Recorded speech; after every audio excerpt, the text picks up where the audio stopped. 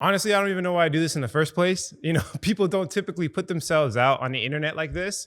But I think it's very educational for me to reinforce my understanding of the principles I learned from my mistakes, as well as I can share that information with all of you so that you don't make the same mistakes. So in this video right here, we're going to be talking about the worst altcoin picks I have ever made. Keep watching.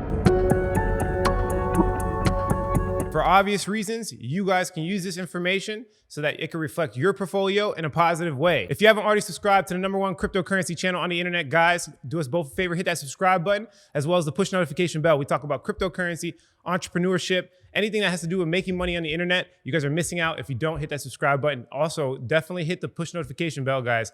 Some of this content is time sensitive. And one more thing, if you do like more of the entrepreneurship side, you want to make cash flow generating businesses and stuff like that, I do have a second channel. I'm dropping more videos. Right now, I'm doing about 1 to 2 a week, and I should be putting out more consistent content. Also, if you haven't already subscribed to me on Instagram, guys, I sometimes just pop open my phone. I'm dropping, whatever I'm thinking for the day. It's just so much easier for me to, just do that very quickly without all the editing and stuff like that. Sometimes I'm dropping buy calls, sell calls, what I think in the market. So definitely follow me on Instagram, kind of gives you the back end perspective of my life so you can get the whole scope. You know what I'm saying? And then one more last thing, we had some people asking about the Parabolic Trades group. People don't know what it is. So basically, I'm running a signals program. If you guys wanted to join, I'm gonna leave a link in the description below. It's 7-day free trial. So you could try it out for yourself. If you don't make money, you can cancel it, do whatever you want. The whole purpose of it is because my fundamental secrets course is a little bit high ticket, it's a little bit expensive. So we made this so that people can make money, build their portfolio up, and then, jump over to fundamental secrets where they can learn the long-term growth and making their portfolio multiply. All right, so for the first one, I'm gonna put it all in a category and I'll explain the concept to you. So basically in 2017, there was something called initial coin offerings. So there was basically these companies that were coming out of the blue that nobody knew about, kind of similar to the whole yield farming craze.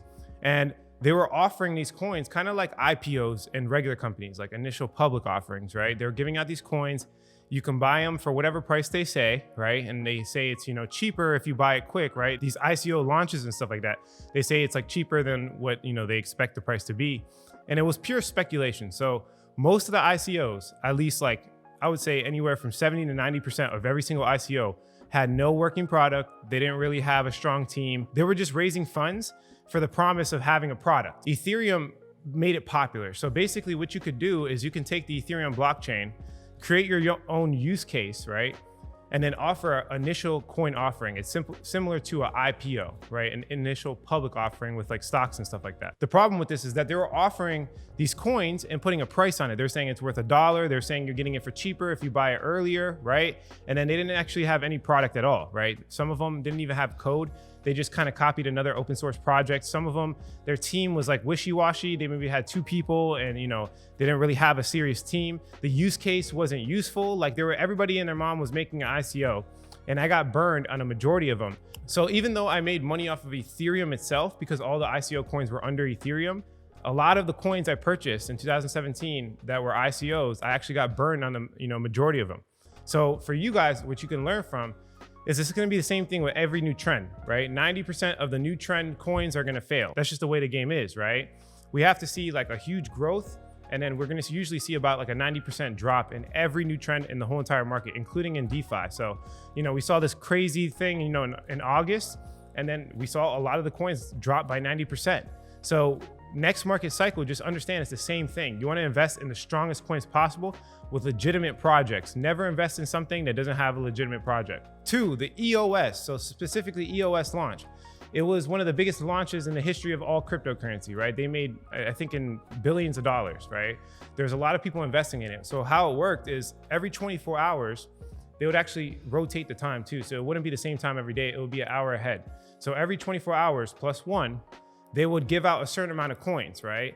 So depending on what time zone you're in, you could be, it could be 3 o'clock in the morning for you, and it changes on a consistent basis.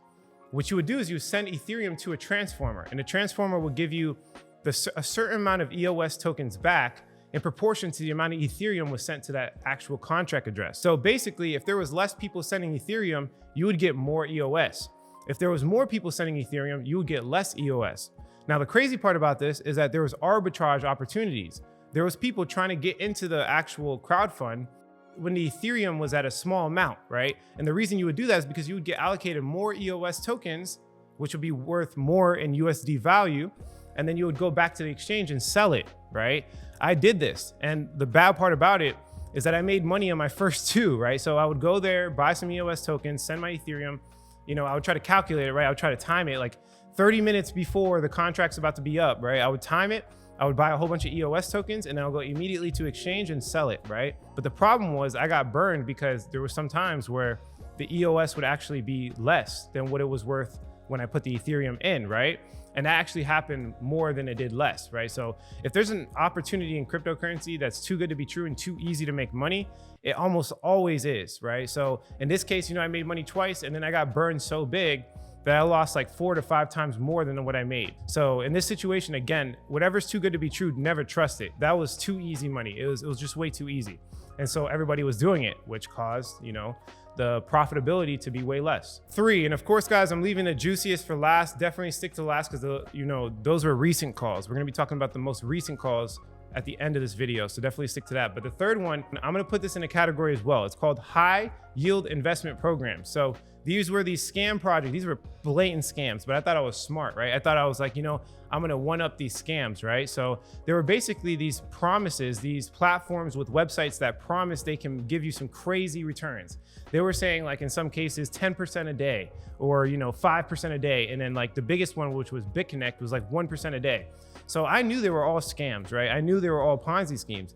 But what I tried to do is have a strategy. I tried to like invest in like 5 to 10 of them and then take out money really early because I did it a couple of times and it worked, right? And maybe this happened to you guys with like, yield farming. There's a lot of yield farming projects that can be considered scams that people are investing in, and I still to this day get caught off guard sometimes, that we know are blatant scams and we still invest in them because it's just money, to be made. So the same thing happened in 2017 with these high investment yield programs. And, I lost a lot of money. At the end of the day, I think I only made a little bit, but the time wasted, I could have just held Bitcoin, right? At the end of the day, like, I probably broke even again and made a little bit of money, but all that time I could have just held Bitcoin and made more. So in that case, I technically lost because I missed out, right? If I would have just held my Bitcoin, I would have like made way more multiples. So I guess the lesson for you guys, again, if anything's too good to be true, don't trust it. And if it's taking you away from the Bitcoin gains, or if there's anything that's less than Bitcoin gains, you should always be wary of that because you can make way more money just holding Bitcoin and Ethereum. I say this time and time again because almost every quote unquote opportunity out there, if it doesn't make more than Bitcoin, it's not worth it, right? And all these opportunities usually don't. They usually don't. That's just the truth. So basically, don't take your eyes off the prize. We already know what's gonna win. 4, this was actually recent, okay? So I'm sure a lot of you heard about it. It's called Yams, okay? This was in a, automatic rebasing algorithm stablecoin, just like Ampleforth. And it was supposed to have a treasury. It was like the first coin to have a treasury. And it was like really a cool, fair launch. It was the whole like DeFi, yield farming craze thing. It was a yam, right? Which was like a very popular, I guess, emoji for yield farming. And it was a huge like pre-launch, right? They had a huge launch. A lot of people invested capital to mine them. A lot of people bought the coin. And actually, when I first invested, I put a couple grand in and I like 10x my money within like 10 minutes, but I got greedy. Instead of selling, I held it because I thought I was gonna, increase in value more, kind of like my Wi-Fi investment. And it ended up having a huge bug in the code. So basically the bug entailed that the treasury was taking way too much of the supply. And eventually, the treasury was going to just be way too rich and it was going to actually be worth more than all the people that are holding the tokens because of this bug in the code. It was basically, they thought they could fix it. So they did a community vote to upgrade the protocol. It went through and they actually messed it up more. So it ended up being that Yams was basically a complete scam and I lost all my money. Now, I don't think it was like actually the developers, fault. I think they tried, but I guess the lesson to be learned in this one is don't invest in protocols that are not audited, okay? And I actually recently got burned on one too with SFI. And I guess this is the second time I made that mistake, but I will never make it again. I'm never investing in any coin in cryptocurrency again, unless it's audited by multiple places, okay? They have to be security audited. They have to be economically audited.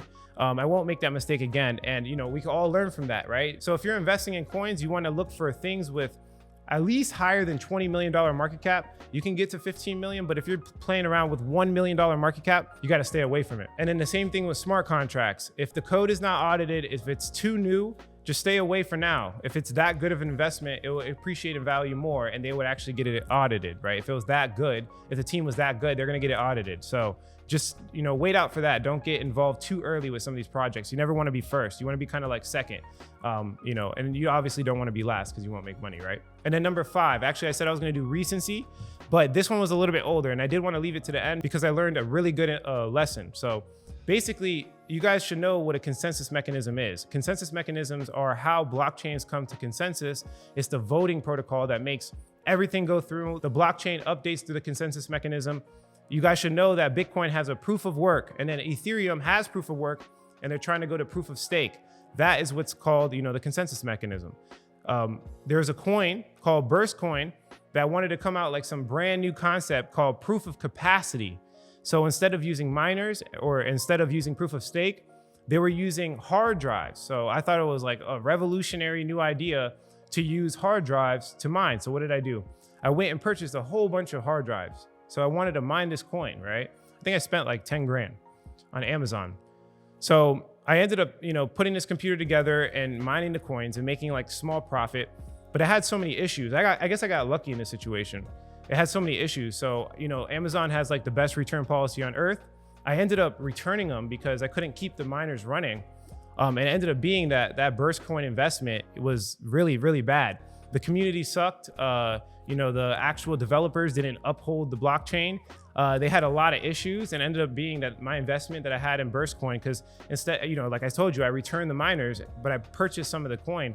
It has not done good at all. And from what I understand, that blockchain is basically dead. So in this case, the lesson you can learn is don't invest into something super new, like crazy new. If somebody's claiming to have like a new consensus mechanism that is completely different from everything that we know works, be skeptical, be very skeptical, right? Because that's a major change, right? And we know that Bitcoin and Ethereum already work on mass levels, right? So don't get too risky, be realistic. Do things that already work and are already proven, and you'll be in a better situation for your investments. But yeah, those are some of the lessons that I learned that shaped my investment thesis. And that's it for this video. If you like the quality of this content, hit like. If you don't, leave some constructive criticism, subscribe for more video updates. And like I always say, if you don't get with this technology, you will get left behind. Thanks for watching this video, guys. Catch you in the next video.